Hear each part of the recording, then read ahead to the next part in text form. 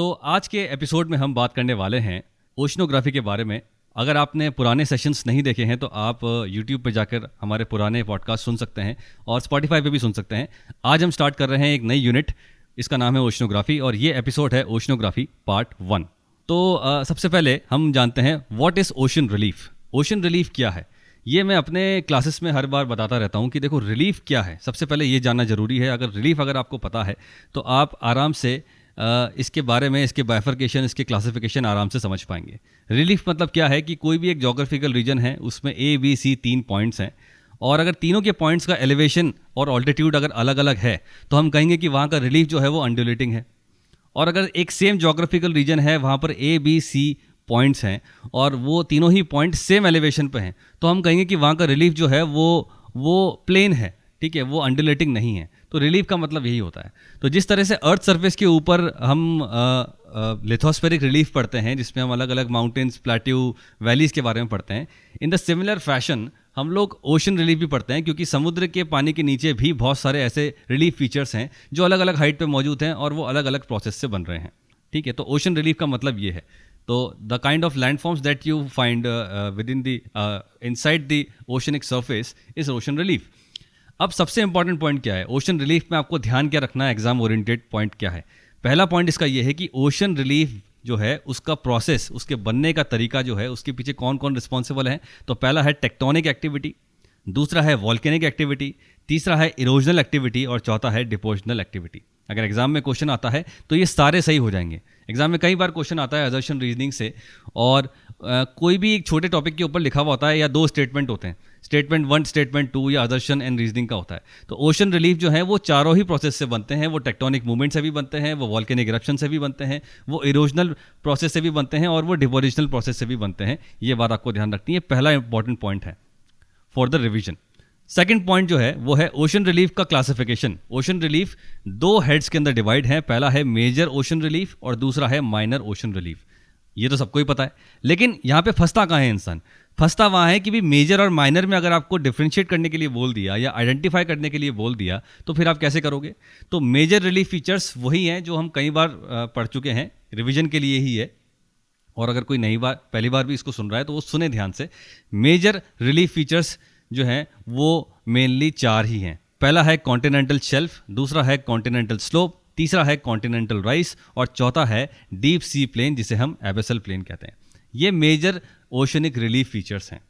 और minor relief features कौन से होंगे? वो होंगे seamounts, guides, trenches, submarine canyons, atolls, coral reef and mid oceanic ridges. अब मिड ओशनिक रिजेस को हम लोग क्या समझते हैं, एक मेजर रिलीफ फीचर समझ लेते हैं क्योंकि वो इतना ज़्यादा फैला हुआ है, 17,000 किलोमीटर की उसकी लेंथ होती है और बोला जाता है कि दुनिया में सबसे ज़्यादा अगर हम एक कोई बड़ा माउंटेन चेन की बात करें तो वो मिड ओशनिक रिज है, डेफिनेटली इट इज़। लेकिन वो एक माइनर रिलीफ फीचर्स है, ये बात आपको ध्यान रखनी क्योंकि उसकी हाइट ज़्यादा नहीं होती। तो major and minor relief features में आपको पता होना चाहिए।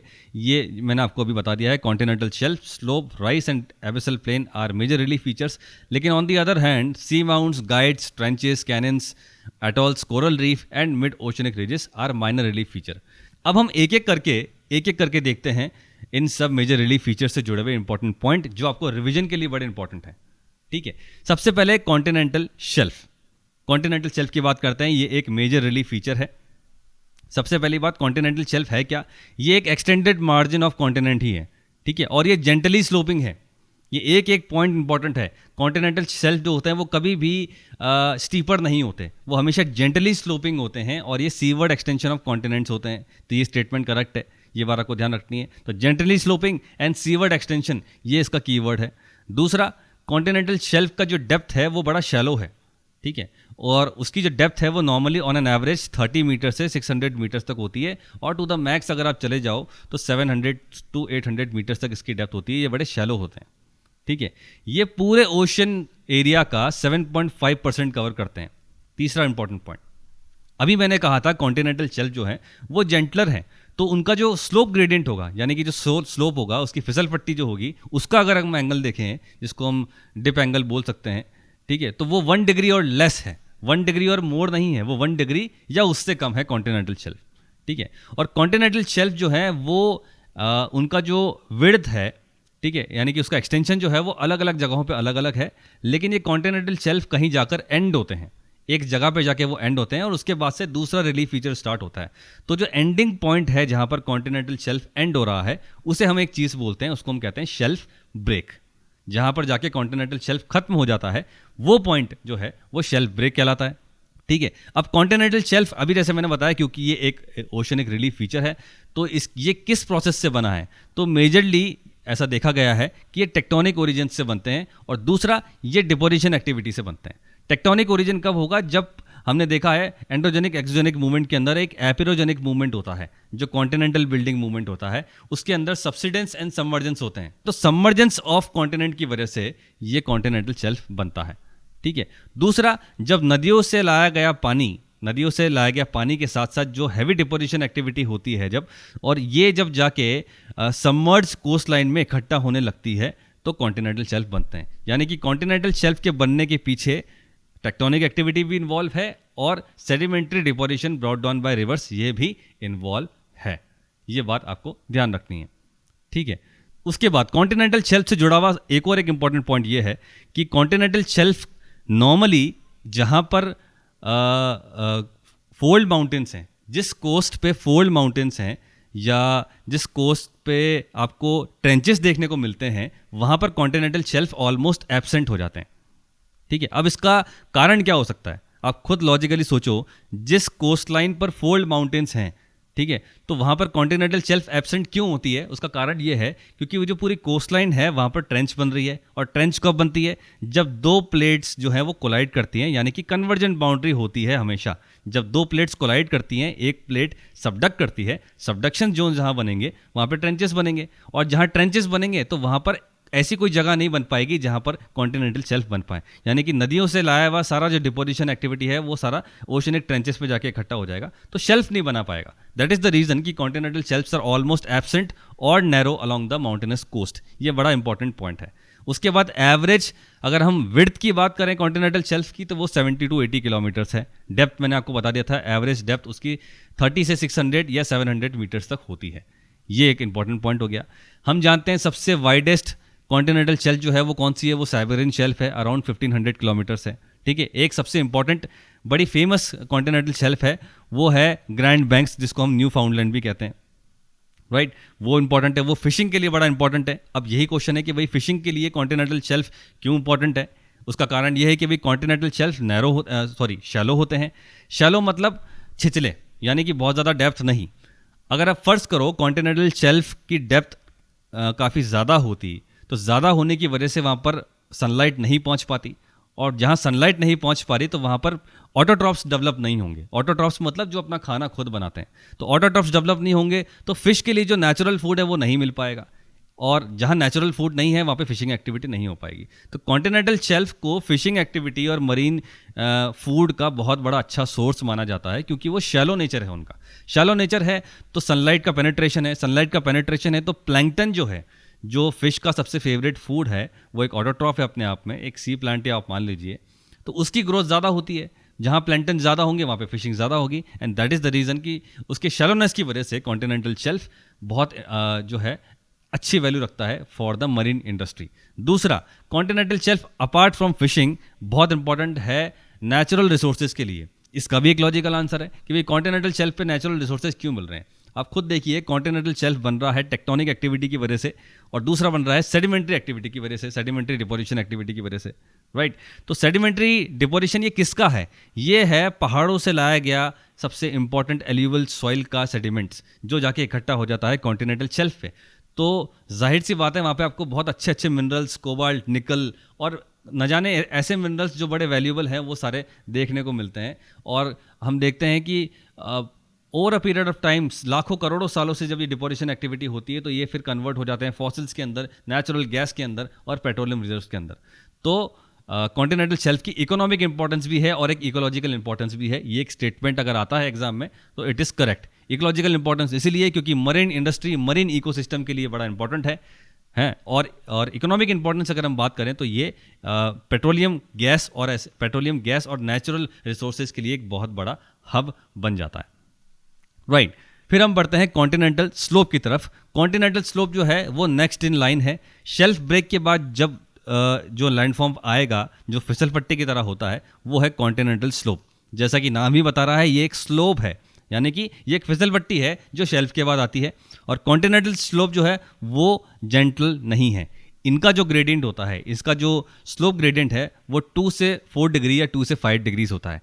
ये आपको ध्यान रखनी है। अब यहाँ पर जो है नेचुरली जैसे जैसे आप आगे बढ़ेंगे डेप्थ बढ़ती जाएगी। कॉन्टिनेंटल शेल्फ से ज़्यादा ही डेप्थ होगी कॉन्टिनेंटल स्लोप की। तो डेप्थ कितनी होगी वो अब जो है अराउंड थाउजेंड्स में चली जाएगी, वह 1000 से 3000 मीटर तक चली जाएगी। ये बात आपको ध्यान रखनी है। सबसे इंपॉर्टेंट पॉइंट, एक minor relief feature continental slope पे अक्सर देखा जाता है, वो है सबमरीन कैनन्स। जब हम सबमरीन कैनन्स अभी डिस्कस करेंगे आगे तब मैं आपको बताऊंगा। एग्जाम ओरिएंटेड है कि भाई सबमरीन कैनन्स यहाँ पर देखे जाते हैं कॉन्टिनेंटल स्लोप पे। उसके बाद आता है कॉन्टिनेंटल राइज। कॉन्टिनेंटल राइज के बारे में नॉर्मली हम पढ़ते नहीं हैं, लेकिन इसको पढ़ना ज़रूरी है। किस चीज़ को कॉन्टिनेंटल राइज कहा जाएगा? देखो, कॉन्टिनेंटल शेल्फ था, वो जहाँ खत्म हुआ, जिस पॉइंट पे खत्म हुआ वो पॉइंट बना शेल्फ ब्रेक, और वहाँ से स्टार्ट हुआ कॉन्टिनेंटल स्लोप। अब कॉन्टिनेंटल स्लोप जहाँ एंड होगा, जहाँ पर स्लोप एंड हो रहा है, वो जो एरिया है वो बनता है कॉन्टिनेंटल राइज। अब इसे राइज क्यों कहा जाता है? क्योंकि यहाँ पर जो स्लोप एंगल है, जो कॉन्टिनेंटल स्लोप का 2 से 5 डिग्री था, ये वापस से कम होता होता 0.5 डिग्री या 1 डिग्री होने लगता है, और ये वर्चुअली फ्लैट होने लगता है स्लोप। तो जहाँ कॉन्टिनेंटल स्लोप का स्लोप एंगल या ग्रेडियंट या डिग्री कम होने लगती है और वो वर्चुअली फ्लैट होने लगता है, वो जगह कहलाती है कॉन्टिनेंटल राइज। ये बात आपको ध्यान रखनी है। और उसके बाद आता है लास्ट, डीप सी प्लेन, जिसे हम एबेसल प्लेन कहते हैं। एबेसल प्लेन जो है, इन्हें कहा जाता है they are the flattest and the smoothest region of the world. और ये बने हुए हैं टेरेजेनियस डिपॉजिट से। टेरेजेनियस डिपॉजिट्स क्या है? वो डिपॉजिट्स, वो सेडिमेंट्री डिपॉजिट्स जो लाए जा रहे हैं कॉन्टिनेंट से, जो लाए जा रहे हैं कॉन्टिनेंट के इरोजन से होते हुए। तो कौन कर रहा है? ये रिवर्स ही कर रही हैं। तो रिवर्स के साथ आने वाला जो भी टेरेजेनियस डिपॉजिट है, जब इकट्ठा होता है इन जगहों पर, और वो बनाता है ओशन बॉटम, जिसे हम एबेसल प्लेन कहते हैं। ये flattest and the smoothest region of the world है। ये 40% of the ocean floor cover करता है, और इसकी डेप्थ जो है वो 3000 to 6000 मीटर होती है। ये तीनों ही पॉइंट आपके लिए इंपॉर्टेंट है: continental shelf, continental slope, continental rise and deep sea plain. अब हम बात करते हैं कुछ माइनर ओशनिक रिलीफ फीचर के बारे में, जिसमें सबसे इंपॉर्टेंट है ओशनिक डीप एंड ट्रेंचेस। अब इस पर भी बड़ा कंफ्यूजन है लोगों को कि भाई डीप किसे कहेंगे और ट्रेंच किसे कहेंगे। देखो, ट्रेंच मतलब समुद्री खाड़ियाँ, ठीक है, समुद्री खाड़ियाँ।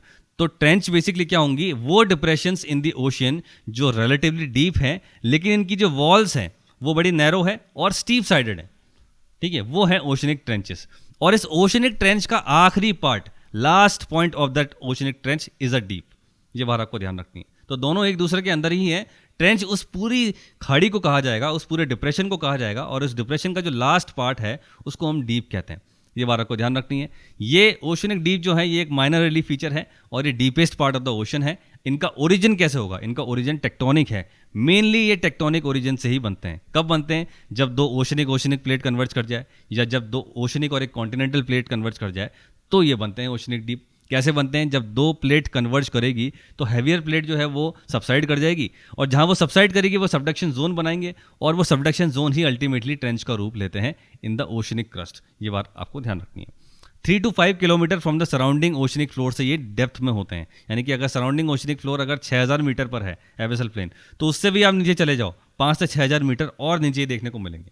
ये बात आपको ध्यान रखनी है। Now very important point from the exam perspective, oceanic trenches जो हैं, समुद्री खाड़ियाँ जो हैं, वो पैरेलल रन करती हैं कोस्ट लाइन के या फोल्ड माउंटेन के। ये बात आपको ध्यान रखनी है। इसको आप अगर आप इमेजिन करें, दो प्लेट्स टकरा रही हैं, और टकराने की वजह से किसी एक कोस्ट पर, चलो उसको ऐसे इमेजिन करते हैं, नॉर्थ अमेरिका इमेजिन करो, ठीक है, नॉर्थ अमेरिकन प्लेट को इमेजिन करो, और इधर से आप पैसिफिक प्लेट को इमेजिन करो। दोनों प्लेट जो है वो कोलाइड करती हैं। कोलाइड करने की वजह से वहाँ पे रॉकीज माउंटेन बनते हैं, और पूरे नॉर्थ अमेरिका के वेस्ट कोस्ट पे जो ट्रेंच है वो उसके पैरेलल रन कर रही है। ये बात आपको ध्यान रखनी है। तो oceanic trenches they run parallel to the mountainous coast. It is a correct statement. ये बात आपको ध्यान रखनी है, ठीक है। इसके अलावा सबसे ज़्यादा ओशनिक ट्रेंचेस पाई गई हैं पैसिफिक ओशन के अंदर। ये भी एक करेक्ट स्टेटमेंट है। और डीपेस्ट आप जानते ही हैं मारियाना ट्रेंच है, गुआम आइलैंड पे मिलती है। 11 किलोमीटर जो है इसका जो है वो डेप्थ है। उसके बाद नेक्स्ट माइनर रिलीफ फीचर है मिड ओशनिक रिजेस, जिसको हम सबमरीन रिजेस कहते हैं। एक जो इंपॉर्टेंट पॉइंट है जो शायद आप भूल जाते हैं कि जो ओशनिक मिड ओशनिक रिजेस हैं वो दो पैरेलल माउंटेन चेन है, वो एक माउंटेन चेन नहीं है, वो दो पैरेलल माउंटेन चेन है जो पूरे वर्ल्ड को कवर कर रही है, यानी कि पूरे वर्ल्ड के ओशन के एबेसल प्लेन पे ये मौजूद है। अब ये पैरेलल कैसे है? पैरेलल इसलिए है क्योंकि ये पूरी जो मिड ओशनिक रिज है ये एक डाइवर्जेंट प्लेट बाउंड्री पे मौजूद है।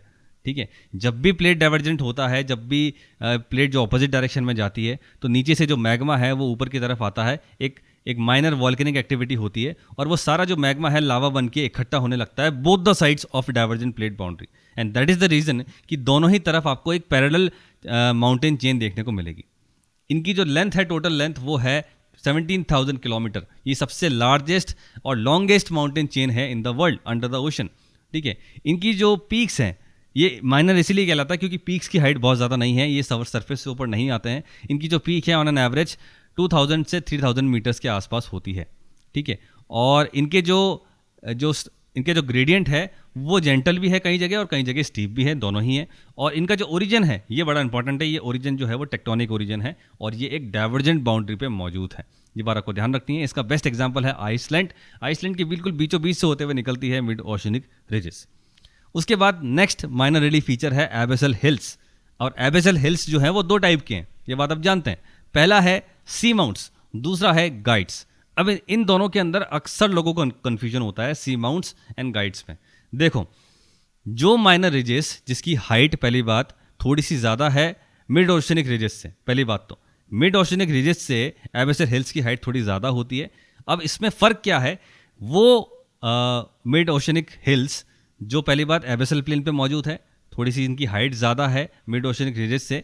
जो पॉइंटेड है वो है सी माउंट्स, ठीक है, और जो फ्लैट टॉप्ड है वो है गाइड्स। ये बात आपको ध्यान रखनी है, ये बड़ा इंपॉर्टेंट है। इसमें अक्सर लोग कंफ्यूज होते हैं।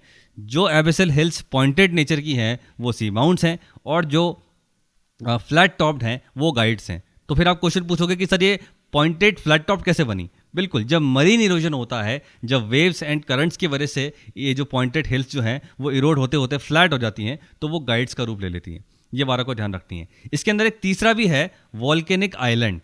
जो सी माउंट्स एंड गाइड्स की हाइट इतनी ज़्यादा है कि वो पानी से ही, यानी कि ओशन सरफेस से ही ऊपर आने लगे हैं, वो बन जाते हैं वॉल्केनिक आइलैंड्स। तो जितने भी वॉल्केनिक आइलैंड आप देखते हैं, जैसे बैरन आइलैंड है या हवाई आइलैंड है, ये सब वॉल्केनिक आइलैंड है क्योंकि इनकी जो हाइट है, ये सारे एबेसल हिल्स हैं लेकिन इनकी जो हाइट है वो पानी से अब ऊपर आ गई है। लेकिन on the other hand seamounts and guyots दोनों ही पानी के अंदर रहते हैं।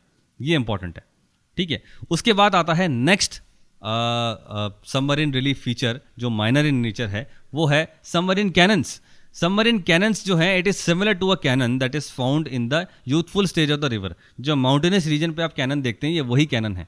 एक कैनन पढ़ते हैं, एक हम गॉर्ज पढ़ते हैं जो हमारे अर्थ सरफेस पे मौजूद है। इन द सिमिलर फैशन हमें पानी के अंदर भी कैनन देखने को मिलता है। ये नॉर्मली आपको देखने को मिलेंगे continental shelves and continental slope पे। जो भी रिवर माउंटेन से होते हुए अपना सेडिमेंट्स लेते हुए आती है और डेल्टा के बाद जब वो रिवर माउथ जो है उसका पानी में जाके मिलता है, तो कई बार रिवर क्या करती है, ये कॉन्टिनेंटल स्लोप को इरोड करते हुए नीचे की तरफ जाती है। तो जब ये जो इरोजन होता है, इसकी वजह से कॉन्टिनेंटल स्लोप्स पे डिप्रेशंस बन जाते हैं और इन्हीं डिप्रेशंस को कहते हैं सबमरीन कैनन। ये बात आपको ध्यान रखनी है। तो ये नॉर्मली कहाँ होते हैं? ये होते हैं continental shelf and continental slope. ये है अंडर वाटर ओशन वैलीज, इसको आप बोल सकते हैं, ठीक है। अब ये सबमरीन कैनन भी तीन टाइप के हैं। एक है स्मॉल गॉर्ज कैनन, ठीक है, ये बेसिकली कॉन्टिनेंटल शेल्फ पे देखने को मिलेगा और ये कॉन्टिनेंटल शेल्फ ब्रेक तक आपको देखने को मिलेगा। उसके बाद एक डेंड्रेटिक अपीयरेंस का हो सकता है, जिसका बेस्ट एग्जांपल है हुडसन कैनन, ठीक है। और एक है जो रिवर के माउथ से ओरिजिनेट होता है और all the way to abyssal hill तक जाता है, जैसे मिसिसिपी कैनन जो है या इंडस कैनन जो है, ये इसके बेस्ट एग्जाम्पल है, ठीक है। तो गाइज ये हमने कर लिया है ओशनोग्राफी पार्ट 1 और इसमें हमने डिस्कस किया है ओशन रिलीफ के बारे में। पॉडकास्ट को का ड्यूरेशन हमें बहुत ज़्यादा लंबा नहीं रखना है, इसको इतना ही रखना है कि जितना आप इसको कंज्यूम कर पाएँ। और if I am not wrong, ये हमने जो ड्यूरेशन बनाया है, ठीक ठाक ड्यूरेशन का हमने ये एक एपिसोड बना लिया है। और इसी तरह के सारे एपिसोड्स के लिए आप हमारे से जुड़ते रहिए, इसको आगे शेयर कीजिए और अपना वैल्यूएबल फीडबैक हमें ज़रूर दीजिए। और ऐसा नहीं है कि जिन लोगों ने अभी लाइव ज्वाइन किया है इसको वापस नहीं सुन पाएंगे। ये पूरा जो पॉडकास्ट है ये अपलोड किया जाएगा यूट्यूब पर भी, इसे अपलोड किया जाएगा स्पॉटिफाई पर भी। जो स्पॉटिफाई पे है इसको आप सर्च कर सकते हैं द ज्योग्राफी पॉडकास्ट के नाम से, और यूट्यूब पे इसकी एक पूरी प्लेलिस्ट है मेरे यूट्यूब चैनल पे, शुभेंदु मुखर्जी ज्योग्राफी नाम है यूट्यूब चैनल का। वहाँ पे जाके आप प्लेलिस्ट पे सर्च मारेंगे तो आपको previous episodes and previous session भी मिल जाएंगे। और मैं चाहता हूँ कि आप इसको ज़्यादा से ज़्यादा लोगों तक पहुँचाएं और अपना फीडबैक दें कि आपको ये कैसा लग रहा है। ये आपको बहुत हेल्पफुल रहेगा ज्योग्राफी ऑन द गो में, ठीक है। जब भी रिवीजन करना है तो आपको ये बहुत जो है हेल्पफुल रहेगा। और इसके अलावा हमारा एक चलता है यूजीसी नेट ज्योग्राफी का कोर्स, जिसमें हमने पूरे इंडिया से दिए हैं 25 selections all over the India. अगर आप भी जो है एक यूजीसी नेट एस्पिरेंट हैं, अगर आप चाहते हैं कि हमसे जुड़ें तो ज़रूर हमें कॉन्टैक्ट कीजिए और डेमो क्लासेस लीजिए। उसके बाद अपना मन बनाइए और जुड़ जाइए ज्योग्राफी की प्रिपरेशन में। इस पॉडकास्ट में इतना ही, मिलते हैं in the next one. Thank you so much. UGC net geography के ऑनलाइन कोर्स जो आपके फोन में चलेगा, तो आपको एक टेलीग्राम ग्रुप के अंदर ऐड किया जाएगा। यूनिट 1 से यूनिट 10 तक सारे कोर्स वीडियोस और उसके पीडीएफ इस तरह से आपको यहाँ पर मिल जाएंगे। अब लेट्स सपोज आपको जियोमॉर्फोलॉजी पढ़नी है, आपने क्लिक किया, गूगल ड्राइव सेलेक्ट किया, ज्योग्राफी के सारे वीडियोस एक ही जगह पे आपको मिल गए। पीडीएफ देखने, ये पूरा पीडीएफ का फोल्डर खुल गया। एक ऐप की तरह आपको डेमो क्लासेस देखनी है और उसके बाद मुझे आप कॉन्टैक्ट कीजिएगा।